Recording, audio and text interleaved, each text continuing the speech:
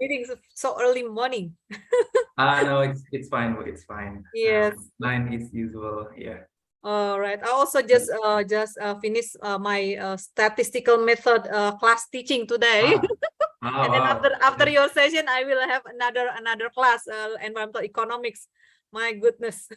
That's great. That's great, Bu. Yes. Thank you so much, Bu, for accommodating the time for me. Yeah, thank you so much, Mas Nanda. I call him Mas Nanda because he is much younger than me. Yeah.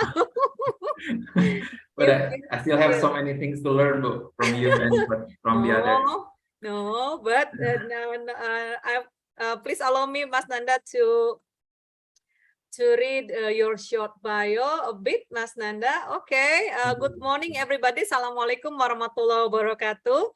So this is yeah, our second last lecture for the whole summer course program. We have Mr. Nanda Noor MSc now, yeah.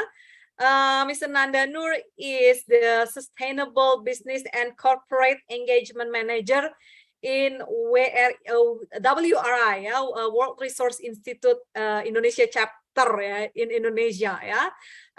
He is facilitating large and small medium enterprises in strategizing and implementing science-based net zero emissions target to limit the 1.5 degree global temperature rise by 2050. Yeah, and on top of engaging companies, Mas Nanda also responsible for aligning private sector's climate agenda with governments, communities, and individuals. Mas Nanda also co-leads WRI Indonesia's new business model initiatives at the intersection of climate, energy, cities, and ocean portfolios. Yeah. Okay. Mas Nanda earned Bachelor of Science from Bandung Institute of Technology. So Mas Nanda is ITB connection gitu ya. ITB alumni ya. And followed by Master of Science from Environmental Management and Policy at I don't know how to read this. Mas Nanda. Lund, Bu.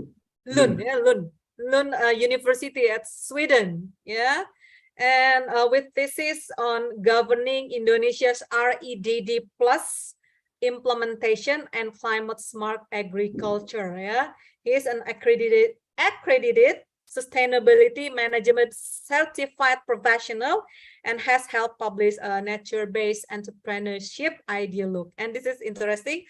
Mas Nanda's interests are reading non-fictions, watching true story movies, just like my husband, and learning new languages. Yeah, wow. His hobbies including listening to classical music. Okay, Mas Nanda, same hobby with me. Ah, I'm singing for student choir. oh, wow. Yeah, singing Wow. the soloist soprano. Yeah, for Nice. classical songs, yeah. But it was years ago, yeah, many years ago. And also playing tennis and beach and forest trekking. Oh, okay. So environmentalist typical, yeah.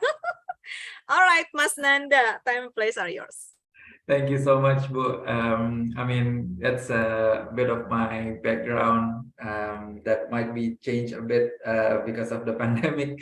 So that was a bit somehow sometimes a bit outdated, but yes, I still want to live with harmony between people and nature. So that's why still forest trekking, sometimes beach also trekking, and then reading books, time to kill the restricted time during the pandemic. But I hope everyone now is wherever you are, staying healthy and can still learn something, even though these days people are going back to offline sessions, right? For sure, it's still more effective than online method like this, but this would do for now, so that everyone can still enjoy the process of learning while staying at home. Hi again, everyone. Nanda, I'm glad to be here. Apologies again for being a bit late, but I will still stick to the time allocated for this session. I will be bringing a few slides, and then a few videos as well, just to give further understanding. And then for sure, we're going to open with the discussion. Let me start with playing this video up to give you an overview what my slides would look like later. It's in Indonesian, but it has some subtitles in English, so hopefully it plays well. Let me know if the sound or the video doesn't work well yet. Perkenalkan, ini Jumi. Akhir-akhir ini, Jumi sering merasakan cuaca yang tidak menentu, seperti panas yang ekstrim maupun hujan berkepanjangan. Jumi berpikir mungkin ini adalah salah satu efek dari krisis iklim. Jumi tidak salah. Perubahan cuaca yang ekstrim merupakan salah satu dampak dari krisis iklim. Jumi pun teringat video pejuang bumi yang menunjukkan bahwa aktivitas manusia adalah penyebab utama dari emisi yang memperparah krisis iklim. Kini Jumi bingung, apa yang bisa ia lakukan untuk melawan krisis iklim? Bisakah individu sepertinya melakukan sesuatu untuk menghadapi perubahan iklim? Untungnya sekarang ada aplikasi emisi. Di sini Jumi bisa melacak dan menghitung emisi dari aktivitas sehari-harinya. Dari makanan yang ia makan, baju yang dipakai, listrik yang digunakan, sampah yang dihasilkan, hingga moda transportasi yang ia pakai dalam perjalanan. Semuanya dapat dihitung dengan mudah. Jumi hanya perlu memasukkan informasi ke aplikasi emisi yang pilihan pada fiturnya sudah disesuaikan dengan karakteristik masyarakat Indonesia. Dengan visual yang menarik dan mudah dipahami, Jumi dapat melihat emisi yang ia hasilkan dalam periode minggu, bulan, maupun tahun. Juga perbandingan emisi dari setiap aktivitas yang dilakukan. Ternyata lumayan juga ya.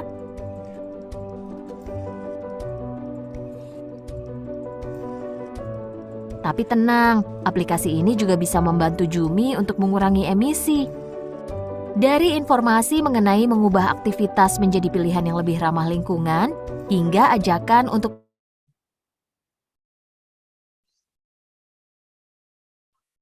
Terhenti, Mas Nanda. Videonya terhenti ya di saya. How about it's stop? Klik ikon pohon, lalu aplikasi akan menyuguhkan berapa jumlah pohon yang perlu ditanam untuk menyerap emisi. Juga menunjukkan berbagai mitra penanam yang dapat membantu menanamkan pohon sesuai dengan kebutuhan Jumi. Melalui para mitra penanam, pohon-pohon ini akan ditanam di berbagai wilayah di Indonesia dan melibatkan petani setempat. Sehingga dengan menanam pohon melalui aplikasi emisi, Jumi tidak hanya menyerap emisi, tapi juga turut memberikan dampak ekonomi dan sosial terhadap masyarakat yang tinggal di sekitar pohon. Kamu juga bisa menjadi seperti Jumi, menjadi pejuang bumi dengan menghitung dan menyerap emisimu. Dengan membiasakan menghitung emisi dari aktivitas yang kamu lakukan sehari-hari, kamu dapat menjadi lebih bijak dalam memilih aktivitas yang lebih ramah bagi bumi. Dan dengan turut menyerap emisi, maka perlahan dampak dari krisis iklim bisa terhindar. Yuk, ajak teman-teman serta keluargamu menjadi pejuang bumi. Dimulai dengan mengunduh aplikasi emisi dan kunjungi nol-emisi.id.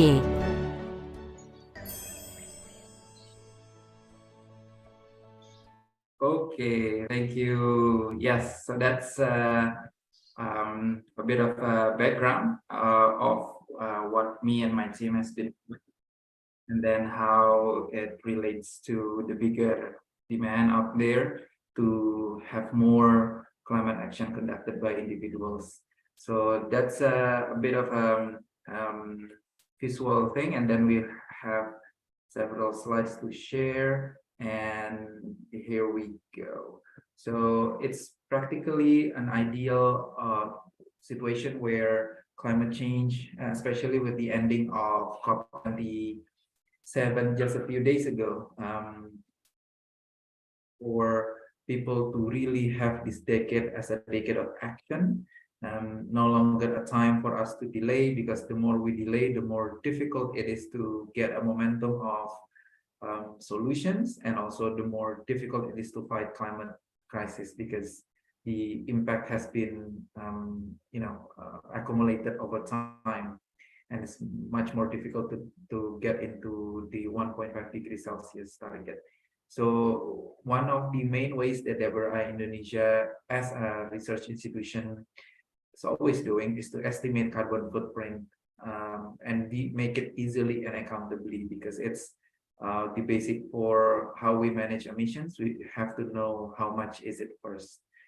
I will tell you more about that a bit later, but in this slide, I wanted to show you a bit the stark difference between New York and Jakarta, with the many people that we have, but not so many action yet. On the same day, on 20th September 2019, this was not long before the pandemic began, the strike for climate has been increasing, especially young people, relatively like us and students and people going out to the streets to do something with climate change. And what we want to shift is that these people need to also, including us, need to also move from this kind of demands and talking and into real action. And what can we do exactly on the ground as a individual contributor to that?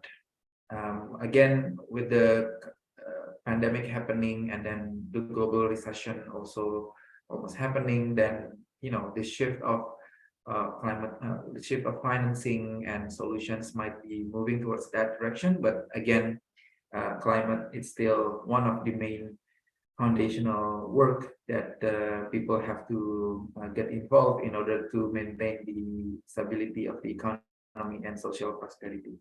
So in this presentation, I will be sharing more about this and connect with the MEC application that was in the video just now. It's called the Indonesia Zero Emission App. But why are we making that in the first place, and how does it work? Let's see in the coming slides. Before that, wanted to show you a bit what WRI Indonesia is. As an independent Indonesian foundation, we are headquartered in Jakarta, even though we are affiliated with our global office in Washington, D.C. We are a global environmental research organization that basically wants to turn any big ideas into action at the nexus of environment, economic opportunity, and human well-being. So we are not a purely environmental organization, but we are also not purely development organization. We are a mix of both. Also, we also don't focus only on the research, but also how to turn that research into implementation. So we are not, again, we are in the middle of those two. There are 5 critical areas, starting from perhaps one of the most common ones in Indonesia, forest and land use. We are one of the heart and lungs of the global oxygen, alongside Amazon in Brazil. But also how land use, our area of 17,000 islands, how to effectively make use of it in a sustainable manner. And then, of course, the most fastest growing source of emissions, and also lifestyle, from energy, electricity, heating, cooling, and everything. And then also, as another Chipraji country, we're also focusing a lot of our work on the oceans and water, be it for source of livelihood and also for source of environmental solutions. Also in cities, because again, we have so many big cities in Indonesia, not just the capital, but also on the west and the east and the middle part of Indonesia. And then we also have Nusantara as our new capital. So that's a pretty important topic on how to manage that. And then the most obvious one, the big elephant in the room, is to know how much we are dealing with the climate as the very basic foundation of everything. Biodiversity, livelihood, everything depends on how healthy the climate and the planet is. So now let me start with a quick quiz. So feel free, everyone, to maybe open your mic or chat in the box, maybe if that's easier for you. But I wanted to ask you, in your guesstimates, what's the percentage of Indonesian population that are aware and believe that climate crisis is is caused by mainly human activities, up to 50%, up to 75%, or up to 100, everyone, from A to D. Feel free, everyone, to give your answer. Let's give it around 5 to 10 seconds. Okay, people are answering already. Oh, everyone is so active and quick. Less than 10, 10 to 15, below 25. B is 50 up to 50%, more or less 25, 26 to 50%. Okay, so most of the answers are either A or B, right? Okay, so let's try with A first. If I click on A, then yes, it's incorrect. Not yet, but you're getting there. And then let's try answering B then. Is it close enough or not? Unfortunately, not yet. So we're also getting there. But I guess if no one else is answering, then let's get straight to the answer, which is C. So more than 55% have been aware. So the remaining 45 is still not aware yet about climate change that is caused mainly by human activities. So this is a number that we had in 2019. Of course, there might be change in the coming years, and especially with the new economic model, and we still have lots of potential of people that we need to influence and that we need to work on to make this climate crisis and turning it into an opportunity. Second, sorry, yes. This one. Now the second question is, have you ever tried calculating and reducing your own emissions and pollutant from your daily lifestyle? Yes, have been doing this for some time too. Maybe some of you have done this, or maybe you have done this but only a trial state, and then see, not yet, but once had a plan to try. Or last one, no, I have not been thinking about it so far as well. So make a guess, which one at this stage that you feel you are in right now.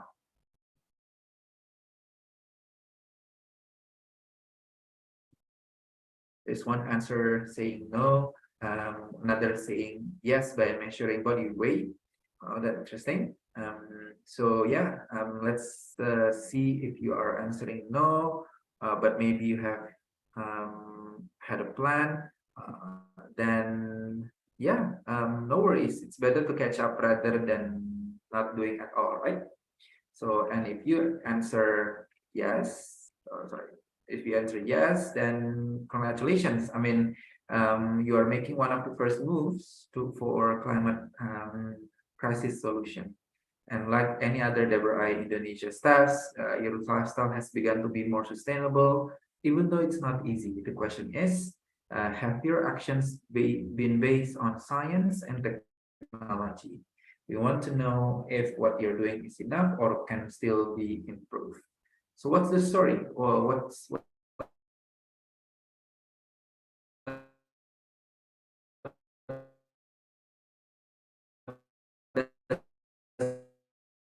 did happen with the Indonesia, and how does it relate to your lifestyle?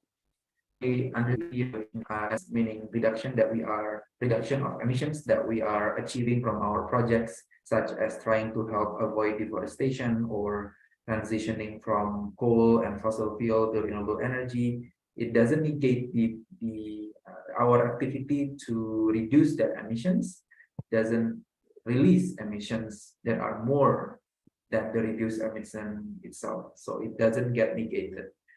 This means that, for example, if we are going to conferences in abroad or in Indonesia, then we are releasing emissions by flying there, right? And we don't want that number of emissions from that flight or from the food we ate or from anything in our lifestyle, such as waste and electricity, is bigger than the emissions that is released, that is reduced by the activity that we're doing as part of that project activity. Now,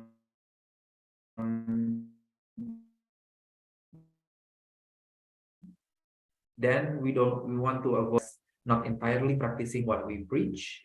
As a research institutions working on sustainable development, we want to do it first before we help others do so. But we also understand that operation and facilities still use dirty energy, and that is sometimes unavoidable. Hence, the consumer behavior at work stays affluent anyway, because they know there's nothing much that we could do. But the main root issues is that we are lack of incentive to do so. We are lacking of ways to know how much we can actually reduce. That's why, as the change driver, we want to focus on knowing the emission data with good enough monitoring and evaluation mechanism. We need to know what are the sources of emissions that can be avoided, still be managed directly or not. And then people participation is important here because reducing consumption and planting trees are the requirements. And then we know then we need to prioritize accountability with cancellation of emissions first before sequestering it. I will explain about this more later. The idea is to have DBRI Indonesia as a net zero emission think tank, which is also what I'm going to share with you. What does it mean later? The basic principle here is to have one, transparency, second, accountability, and third, participation. So the combination of these three are the very basic governance elements of good climate crisis solution. Now, as a case study, in the very Indonesia, we want to show that emissions should be manageable. In 2018, we calculated our emissions coming from our transport, flight, public, and land transport, private as well. And we found the numbers from 5 offices. And we know that the number of emissions was that amount for every month, which is around 30,000 kilograms, which is 30 tons of carbon dioxide equivalent, which is equivalent to 300 kilograms per person if you divide it into every single staff that we have. Now, we then try to manage that with different activities. China and India offices have done that. And Indonesia, we have done several things except the zero emissions from waste.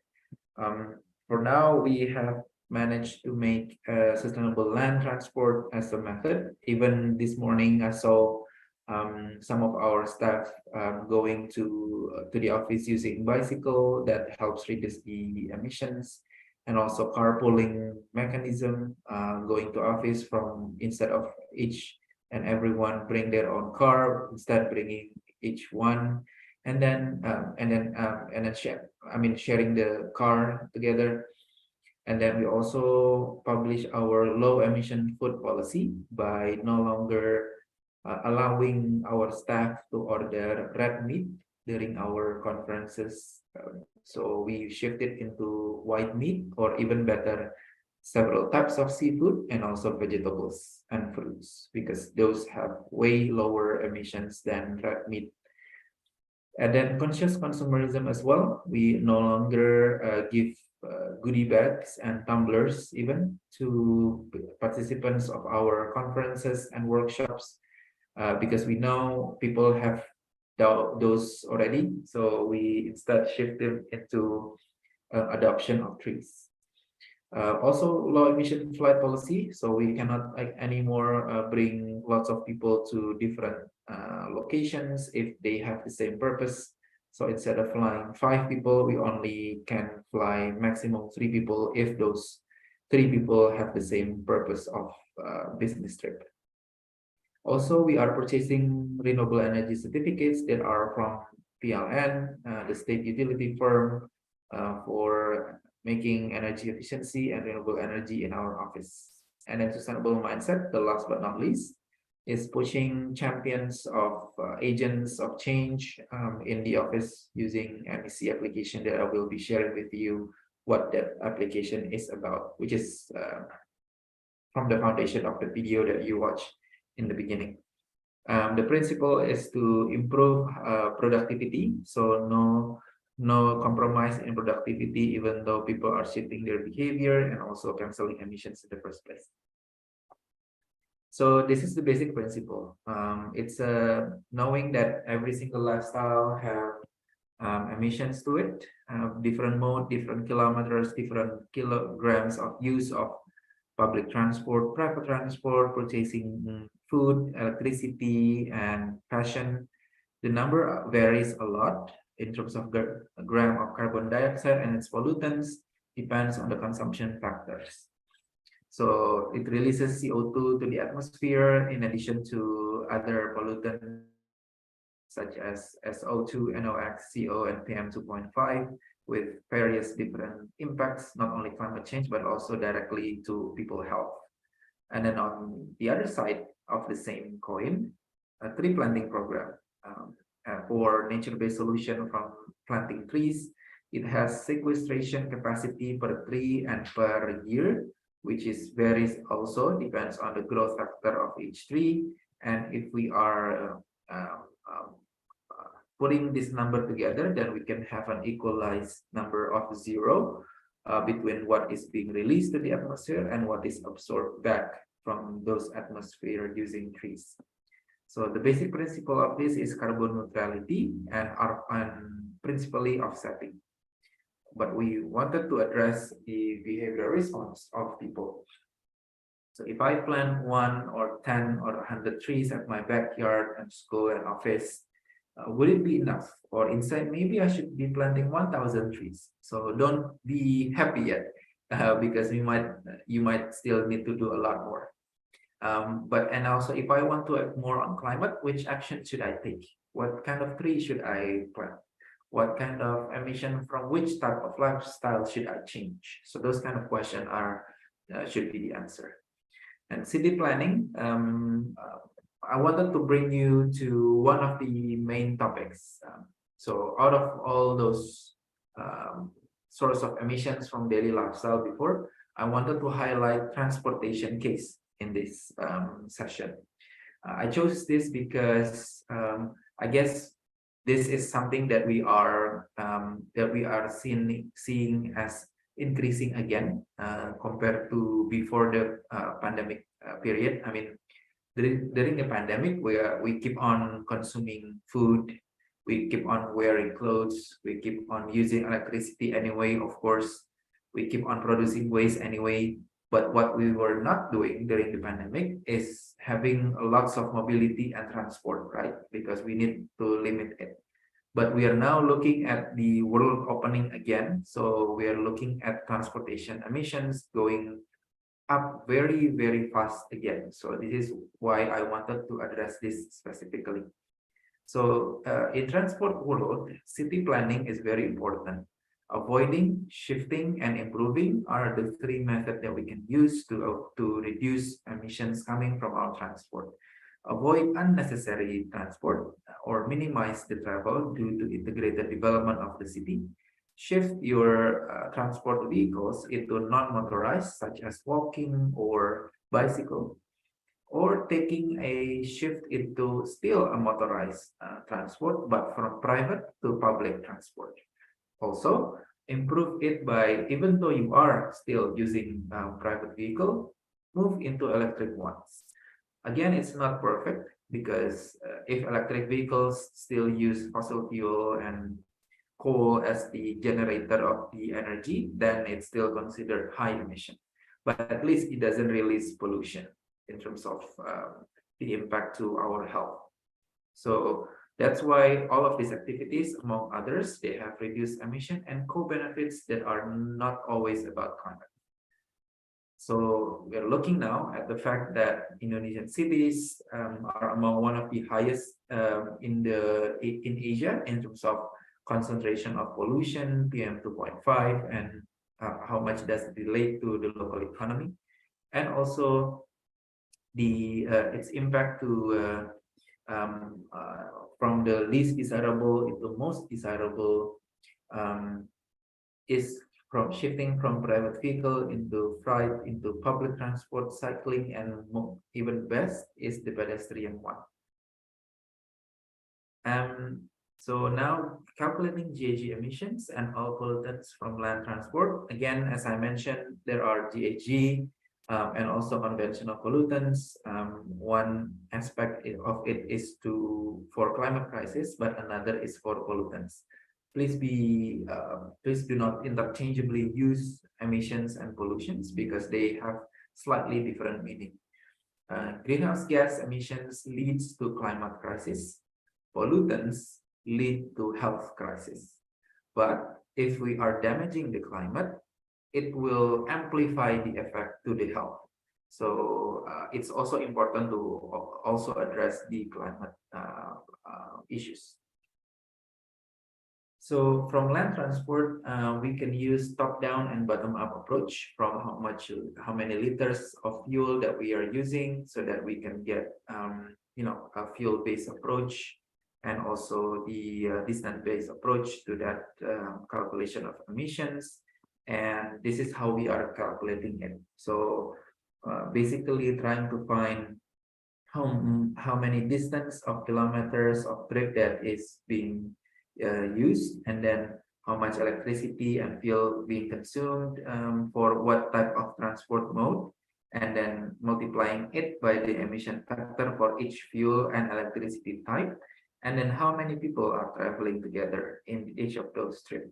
So the total emission is the sum of all emissions for the entire trip. For example, from your home to campus, then walking, 0 emissions, but minibus and bus have each different emissions, and we should sum it up to find out the total emissions.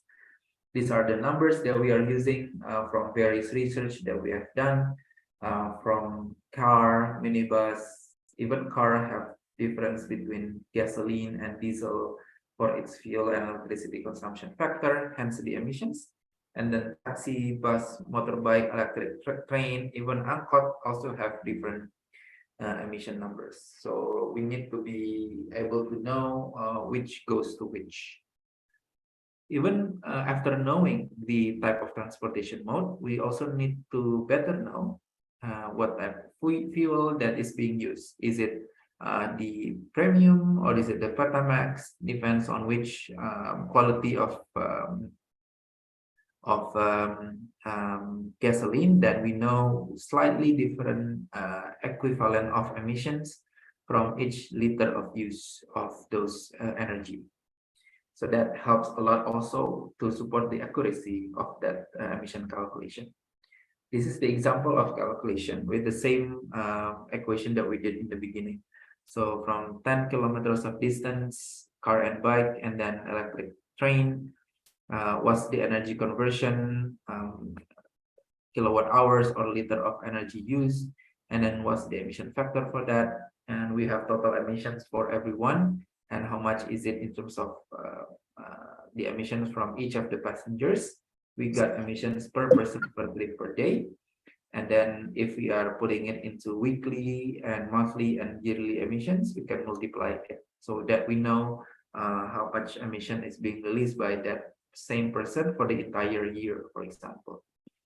That sounds easy, not that difficult, but there are several simplification and limitation that we should consider. That driving behavior in various conditions, we are letting that go, the factor. For example, if we are congested, we are in the middle of congested or free-flowing activity, we don't calculate that into the change of fuel consumption rate. Because if it's congested, then the fuel consumption rate would most likely be lower, hence we will have higher emission per kilometer, but we are letting that go because it's too detailed for calculation. We also letting go the fact of vehicle engine maintenance, because the older the engine is, then the lower the energy efficiency is, hence the higher emission it could be. But we are also letting that go because of, again, too much detail.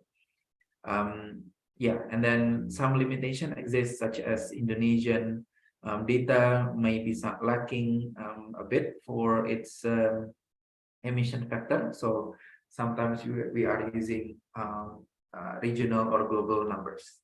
But new research can lead to better determinants and coefficients. Now, that's on the transport side, right? I just wanted to quickly share with you what can be done in the other part of lifestyle emissions. So for food, be sufficient, buy only what we need. Go to local farmer, eat less meat and less packaged and processed food. No food waste, and also grow your own. These three activities are the basic ones if you want to reduce emissions in the first place from food. And for fashion, treat it well. Make sure it doesn't get damaged quickly, and if you can still repair it, do so. And instead of buying new clothes, try to be creative, mix and match between your color and shapes of your clothes so that you don't get bored easily. And even though you have to still buy a new one, be selective. There are clothes that have good environmental labels and certifications. For electricity, reduce by for waste, reduce, move from maybe some paper books into ebooks, because that would help save the printing emissions. And also reuse the using tumblers, and also recycle, for example, using this to for watering the plants. Also on electricity, be wise only to use energy that we need, and then change the temperature of your aircon, for example, to a slightly higher degree. That would help save the emissions, and also improve by installing solar panel and any renewable energy sources. Now, on the other side that I mentioned, on the how to reduce emission, how to sequester emissions, within the MEC application, right? So even though those emissions that we are still releasing, because it's impossible to make our emissions zero in the first place, that would mean we are no longer in doing anything in life, so which is practically impossible. So there will still be emissions that will still be released to the atmosphere. So this is how we can solve them using nature-based solutions such as trees. Planting and growing it would help in sequestering of carbon dioxide, because trees that grow can capture, absorb, and store carbon in the soil, and then releasing oxygen via typical photosynthesis process that we usually learn in biology classes. But also, trees have lots of benefit in addition to CO2 sequestration. We know that trees can improve water quality, provide sustainable timber products, soil health, food and forest products, air quality, biodiversity, employment, and even recreation. So going beyond environment and into social and economic prosperity. So we know that trees is one of the most important part of environment for Indonesia, for example, and many parts of the world actually. So we need to also protect that. We also advise that trees are not always the ones that we see in like wild forest that is far away from the reach of people, but also have nearby forests that helps clean water regulation in cities, and even single trees that we are planting inside cities, which is called inner forest, that helps cool the cities down and have less noise pollution and access to nature and better health as well. So those three types of trees are equally important for the environment. Now how do we calculate the CO2 that can be sequestered or absorbed by the tree? We are using the biomass approach of the tree from above and below ground biomasses. We are letting go and limiting the dead organic matter, leaf litter, and soil organic matter for simplification purpose, so that we can calculate the number of emissions sequestered, still with high quality, but not too complicated. Using the carbon stock approach and allometric equations, we found out the volume and biomass of the trees by measuring their height, their diameter, to find out the volume of emissions of the tree and how much emissions it can store, and know that the carbon stock calculated to find the CO2 with the relative atomic mass comparison. The assumptions used is that we are knowing trees can assume to survive for 20 years, which is the basic default time frame by the IPCC to estimate carbon stock from land use change activities. And also conservative scenarios estimate annual increment of 0.5 centimeter stem diameter, and also wood density, and also allometric equation using the default shoot-through ratio. These are the technical details that you might be or might not be familiar about, but the basic things is that it tries to show you that there are some limitations about difficulties of calculating sequestered emissions that we need to take care of. There are in total 5 different approaches, from the easiest until the hardest one. Hard doesn't always mean we have to avoid it, because hardest method means that it has the highest accuracy of number of calculation, but it requires the most data as input for calculation, which then requires us to invest more time and money to get that data. Yeah. The simplest one may have less accuracy, but it's also the easiest to gather the data and easiest to process, because it's not too complicated. It depends on which type of result that you want to get. You can process one of these 5 approaches to calculating that. These are the number of the results. For example, Avicennia marina, Pinus percusi, until Artocarpus integer, they are all have different height and different ecosystem location. All of those differences lead to different numbers of emissions. The wood density, the tree carbon fraction by mass calculation, and until then, we have different number of emissions that can be sequestered by the tree over the next 20 years.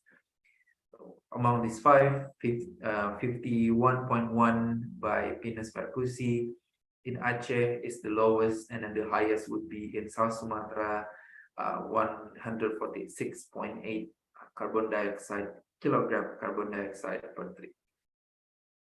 These are the exponential growth of the carbon sequestration from different type of trees for the next 20 years, as an example. And this is how we compare it with the emissions that was being released in the first place. So remember the number of emissions we were releasing before from the transportation. If we have that number and then we are facing it against the estimated sequestration of those trees, then we know how many trees we should be planting. For example, this 82 kilograms of carbon dioxide from public and private transport we are releasing, we only need less or slightly more than 1 tree to sequester that. It sounds small, but again, this is only one trip from with those distance of 800 kilometers. Imagine if our private car have tens of thousands of distance travel, then we will have so many trees that we need to plant just to sequester it. So all of these methods are available in our website for free to use. We don't charge anything. All the methods are there, all the details of how to calculate and the assumptions, limitation. We try to use as many Indonesian science as possible, based on ground information that we gather from the people at the grassroots level. And then even though calculation is not always simple, but it's easy to apply actually. As you can see from the calculation that I demonstrated before, it's reviewed by national and global experts, and it's open and transparent, which is why this technical note, this research is updated periodically, and you're always free to use it and also provide feedback and criticize it if you think that there are things that we could still improve. Download and read for free at those links. Yeah. And this is how we turn that research into real implementation. It's called MEC application, an option for multi-stakeholder collaboration for bigger climate crisis solution. This MEC application, essentially a mobile app, allows people to learn what is emission and its sources, learn how to calculate individual emissions per day, act directly by planting trees, and help restore forests, and also help the science behind it. So essentially, this is the mechanism that we're doing. The scheme starts with individual Indonesians like me, like you, providing contributions for planting trees through public and private organizations, and those people will be and those contribution will be given to people on the ground as our tree planting and growing partners, which will provide tree health and growth data for independent monitoring, which will then make a report and analysis for climate action impact and emission reports, which is given back to the individual emissions for further action from them. This is the visual of the MEC application. It's available in Google Play and App Store, and also on our website. This is just a simple user interface to help in this behavioral change. So the source of emissions, how to reduce, how to sequester, the transport, the electrical appliances, the fashion products. You can see those are different types of appliances, different type of fashion products, different of type of food will lead to different emissions, and then different waste and types of organic and inorganic. And then we'll then know how many trees that we should be planting to get to zero emissions. And there are tracking mechanism for those trees as well. And also, of course, the emission being reduced by what we are doing at that point. This is the result of what we are doing so far. We have been planting 18,000 trees in 6 rural locations, and we have confirmed planting for 156,000 more trees all over Indonesia for the coming years to come. So we are tracking not only the number of trees of plantation, but also how many endangered trees among them, and how many employment that we are making, how much money we are giving to the grassroots people, and the consequence of local economy being developed, and also the gender equity and capacity building and training that we are giving to local societies so that they can be independent in the future. My last few slides would be to help us imagine together in 10 years from now. That would be 2033. Then can we become one of the areas in Indonesia and regionally that combines the approach of cities development that are sustainable, so that lowering emissions, but also improving citizen prosperity at the same time? Can we help then other cities to follow our action by becoming the pioneer, and also then millions of people joining the climate action to recover millions of forest hectares, protect livelihood for local and indigenous people? So this leadership at personal level will really help everyone to for us to be able to solve the climate crisis and turning this danger and threat into opportunity. Now, all I'm asking for us is that 4 things that we can do now. Reduce your emissions by shifting to local lifestyle simply by using public transport. Sequester emissions by following various carbon sequestration programs such as planting and growing trees. Give your critical inputs to science, technology, and methods. And last but not least, share your stories with as many people as possible in your school, family, and communities. These really small steps, as long as we are doing this together and consistently every day, we know we can reach that climate crisis solution. The idea is to turn all of these emissions from, for example, transport, from this pollution that we are looking, and into this type of society that we want, of a city where trees are growing, people are happily out there, children are going out and having their future managed, and also be better at working in the working and living for the future as well. That's it from me. I guess, yes, I guess I'm on time at 10, so we still have 30 minutes, I believe, to Melanie for questions and answer.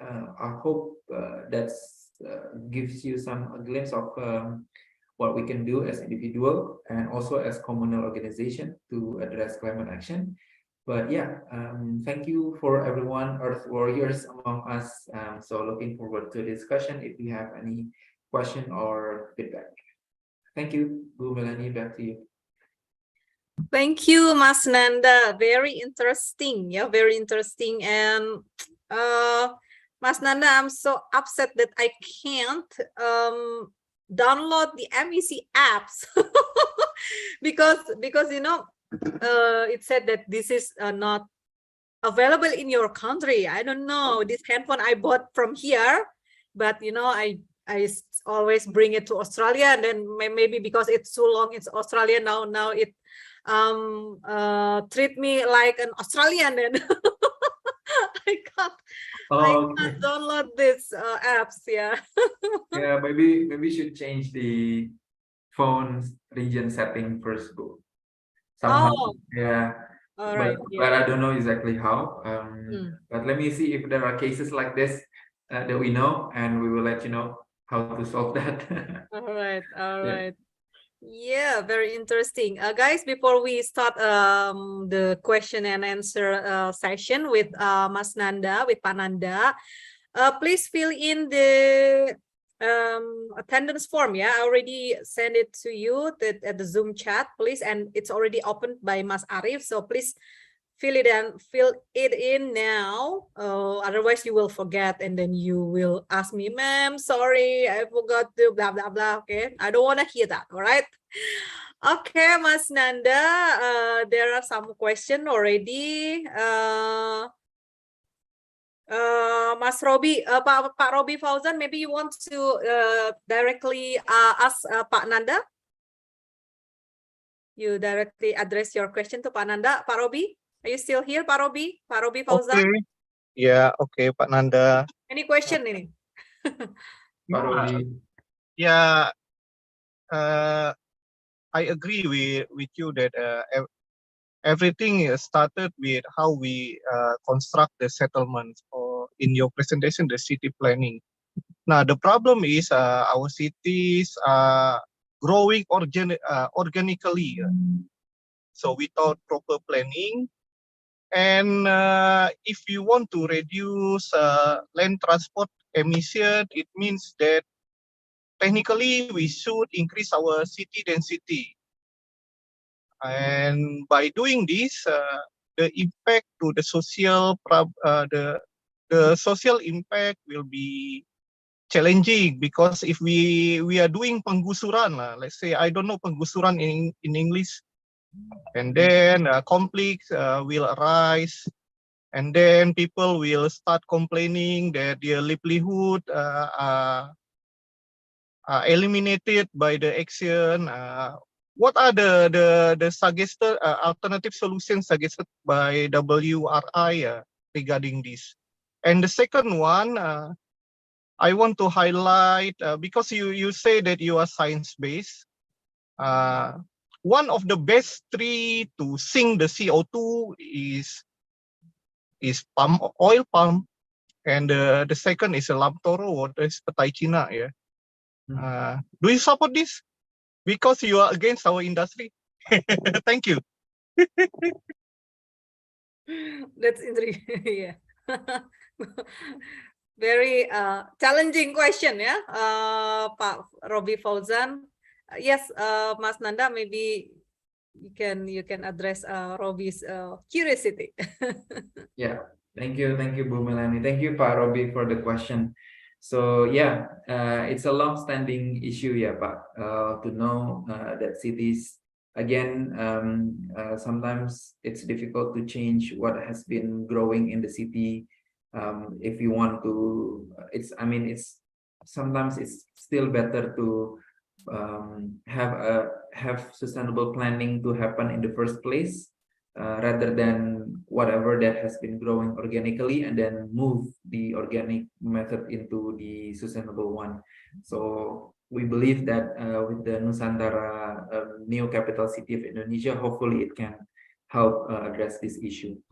So hopefully, but I mean, nothing is without a challenge. So it has its own issue that it needs to deal with. So, but hopefully it can give some example.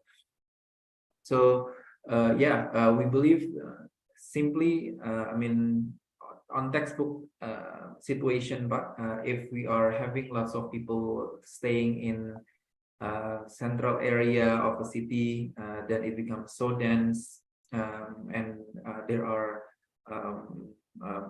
comfortness that people in that city will be letting go as well. But then if some of the people are living a bit far from the city but working inside the main city, then we will have lots of commuting, and hence higher emissions.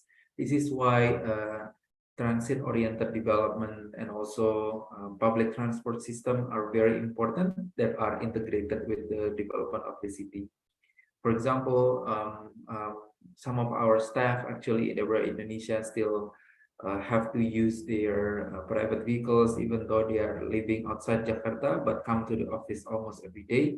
So that releases relatively lots of emissions.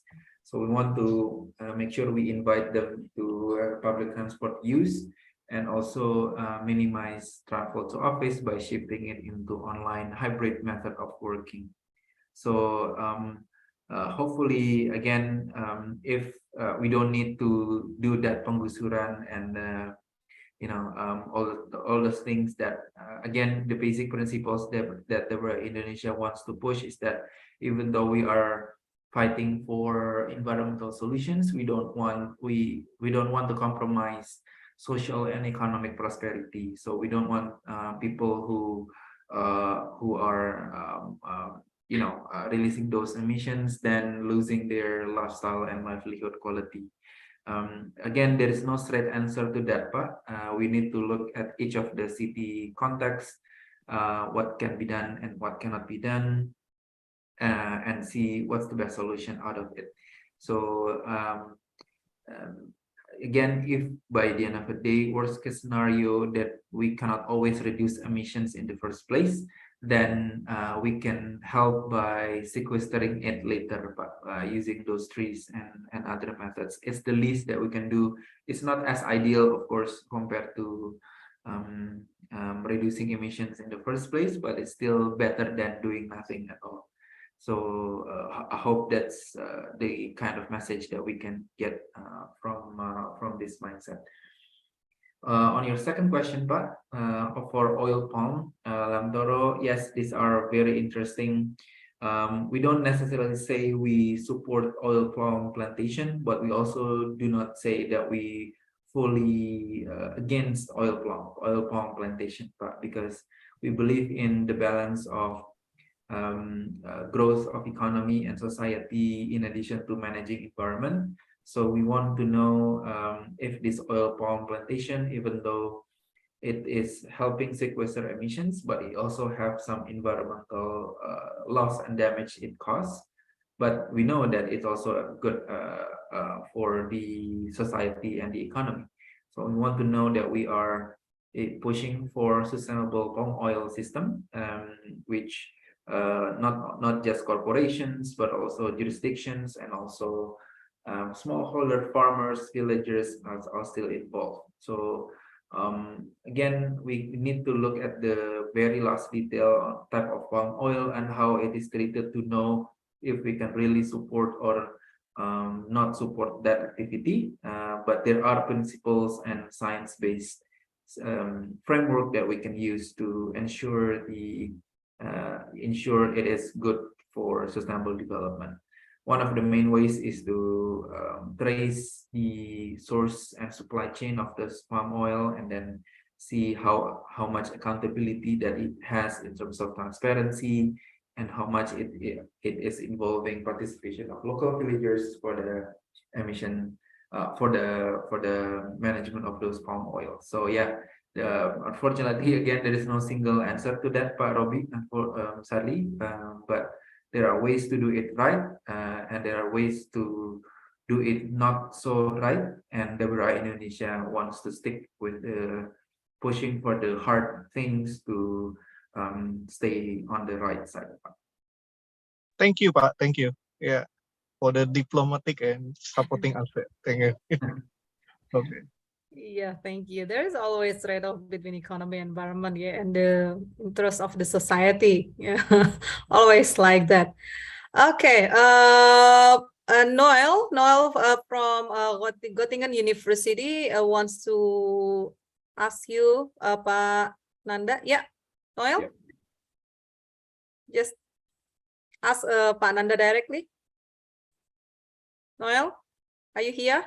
I'm sorry, I have problem with my connection to Oh, Melania, but long story short, I would like to give my appreciation to you, Pananda, and your team. Big applause. I just know that you produce this kind of apps. Yeah, something that we need as a millennial, and again, that's why I would suggest you in my comment. Maybe you can see. Probably, I'm not sure if you could engage with many environmentalists. We have major influencers in Indonesia, right? And we know that in the future, our country will face a bonus demographic. That's why it should be managed, let's say, properly, because we will have many and enormous against that in the future. Remember, how many inhabitants will be receive beneficial if we use this kind of app. That's why probably we can consider also for K-pop artists, for example, the future to engage with them, and then they will use this app, and maybe the army will see, and they will also follow this kind of habits. That's something that I would like to mention to you. I'm sorry, Ibu Melani, I have a problem with my connection. Thank you very that's much. all right. Thank you, Pak Noel. Thank you, Pak. If I may comment back on that a bit, Bu Melanie. Yes, of course, Pak. Yeah, Pak thank Nanda. you. Thank you, Pak Noel. So totally agree with the approach of influencing environmentalist influencer, especially the macro ones. We believe in different approach of involving people. So again, we mainly mention about using this app at individual level directly, just like Bu Melanie trying that just now. But we also believe in the power of cities or corporations to do it all together. For example, we are working with the government of Jakarta to put this MEC application within their system, and it has been there now. So in Sijaki application, you will know there are a calculator of emissions that we can use. So people in Jakarta can use that to know their emissions. Second, also in the approach of emissions calculation from corporate sector. So one example is in Grab ride-hailing application. So if you are using Grab Food, Grab Bike, Grab Mart, and Grab car, you can now see there are carbon neutral funding in it, which is only 200 until 500 rupiah per trip, which you can voluntarily, it's not mandatory, voluntarily give to Grab, which Grab then will process it with Dabra Indonesia for planting in many places in Indonesia. So that's also how we try to, promote, to quote unquote, this app for it to be beneficial for many people because they have millions of users, right? Also, influencers like this, we tried several like Kevin Julio and several other celebrities in the past for this, but then the focus now is to also look at other ways in addition to cities and governments and private sector and communities. We're also now trying to approach it from grassroots organizations and even from a faith and religion perspective. So, for example, like Indonesia is the biggest Muslim country in the world. There are lots of Muslim organizations that have millions of followers. That if we know that we can push this emission calculation to those organizations, they can ask their millions of followers to use the emission application and the calculation. That would help lots of climate action happening together at the same time. And we know that planting trees and reducing emissions means we are also cleaning the earth, cleaning the planet, and being clean is one major part of being a religious person, right? At least for Muslim, for Muslim as well. So that's how we see it as a good approach to widening the impact of this MEC program, and hopefully everyone here, the 60 people that are in this call, can be, you know, an agent of change for that, and inviting many other companies to many other organizations to do the same. Yeah, thank you, Mas Nanda. It's really nice to know that the WRI has approach from many angles, yeah, from influencer to religion. That's a very good approach, Pak Nanda. Daniel, yeah, Daniel, can you just ask Pak Nanda directly by yourself? Thank you, Madam Mel. Yeah, and thank you also, Pak Nanda. Yeah. Hi. Daniel is from Malaysia, Pak Nanda. Yeah. Okay. PhD student in University Malaysia Sabah, ya, Daniel, ya. Yeah. Yeah, and first of all, yeah, thank you for the presentation. It's a very wonderful presentation, and I also agree that, yeah, we need to know how much we emit in order to know what actions that we need to do. And also, this is in addition to Mr. Noel suggestions, other than influencers in promoting the apps or in promoting the approach on reducing carbon footprints. Maybe in your opinion, is it by giving rewards, by also giving rewards to the users, like if they reach a certain benchmark when in taking the action reducing their own carbon footprint, would be beneficial to attract more people? Maybe rewards such as coupons or points or discounts on things, maybe, so that they could anticipate more and they actively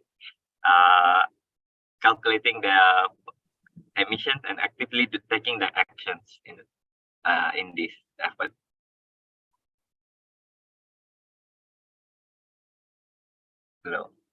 Hello, yeah. Yeah. Yeah. Yeah. Okay. Thank you, Daniel. I think you mentioned a very interesting point, yeah, about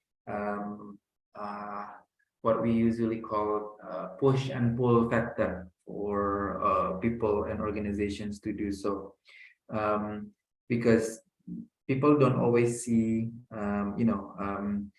what's really in it for them when they calculate their emissions. And if even while acting on that climate, be it reducing emissions from lifestyle or planting trees, it doesn't always lead to their benefits. You know, they don't always be the one getting immediate benefits, or even though it's not immediate, they might know that they are not the one getting the benefits, even in the long run. So it's sometimes people who are outside there, that are getting the benefits, right?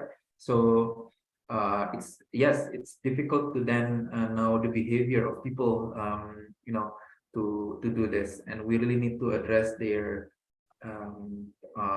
point of impact, point of behavior trigger that we need to do. And what you mentioned before as rewards is one of the is another interesting area to explore, because rewards would lead to push of different attitude by people, but also needs to be followed up by what makes them pull themselves out of the usual behavior that they're doing, that are affluent, and moving it into a more balanced one.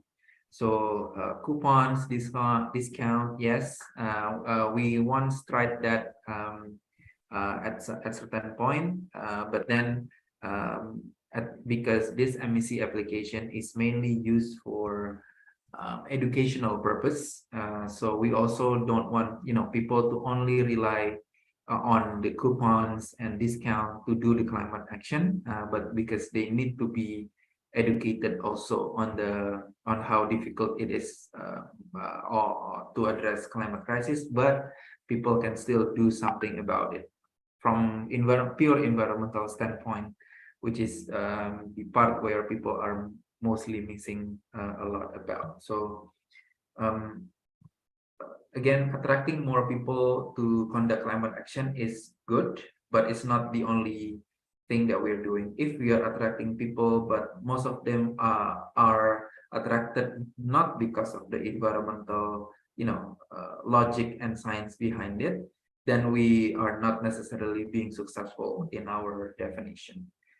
We would rather have a bit less people, but those people are the real change agents that can spread the message about environmental science and everything to the other people, so that the education level of everyone is getting higher and not just wanting everyone to conduct quick climate action and then gone.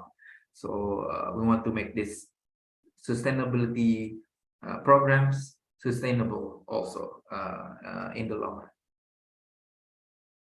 But thank you for the suggestion, Daniel. Thank you, Mas Nanda, and thank you, Daniel. Is there any other question? While waiting for other question, maybe I want to ask Pak Nanda. I have curiosity, Mas Nanda. Do you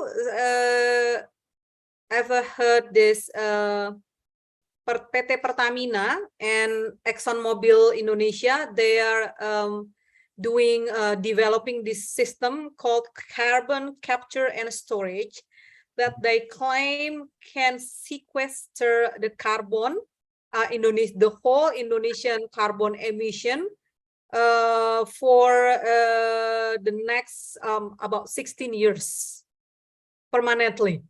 Do you ever heard that program? Yeah. What do you think? Yeah, thank you, Bu.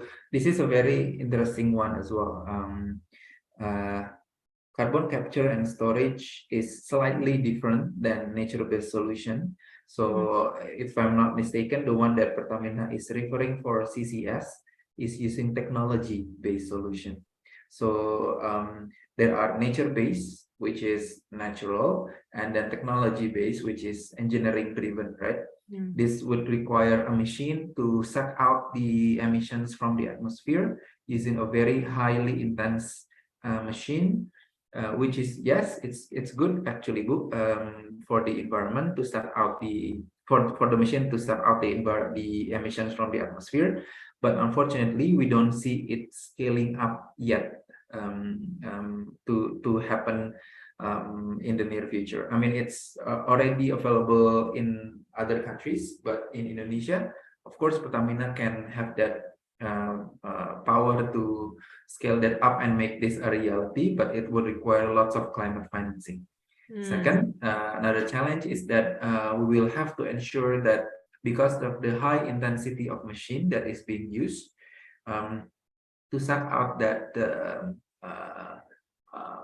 emissions, then we need to know also what kind of energy being used to power up the engines, right? And if the energy is still based on mostly fossil fuel and everything else that are not renewables, then we are afraid that there are lots of emissions being released from that machine as well. And back to the very first theory of change in the we don't want that to negate the positive impact of carbon capture and storage in the first place.